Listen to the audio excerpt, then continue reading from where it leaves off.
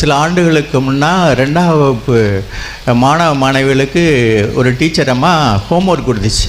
என்ன ஹோம்ஒர்க்கு தெரியுமா? நீ செய்த நல்ல காரியங்களில் ஒன்றை சொல்ல வேண்டாம். அப்போ அந்த வகுப்பில் 40 பேர் 39 பேர் சொல்லிட்டாங்க. 40வது ஆள் எழுந்திரிச்சான். அவன் எழுந்திரிச்சதுமே எல்லோரும் சிரித்தாங்க. ஏன்னா தினமும் உதவாங்கிற ஆள். அதுக்கு முந்தின நாள் அந்த டீச்சர் வெளுன்னு வெளுத்துட்டு இவன் எழுந்திரிச்சு நின்றுட்டு கையை கட்டிட்டு நின்னா. அந்த டீச்சர் என்ன பண்ணிட்டு வந்து நிற்கிற?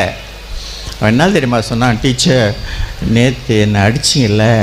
ஆமாம், உங்களை நான் மன்னிச்சிட்டேன். அந்த அம்மா அழுதுட்டு அப்படியே கட்டி பிடிச்சி முத்தம் கொடுத்துச்சான். உடனே மனமாற்றம். 2 நடக்கும். நம்ம எதிர்ப்பவர்கள் மனம் மாறுவார்கள். 2வது நமக்கு சமாதானம் கிடைக்கும்.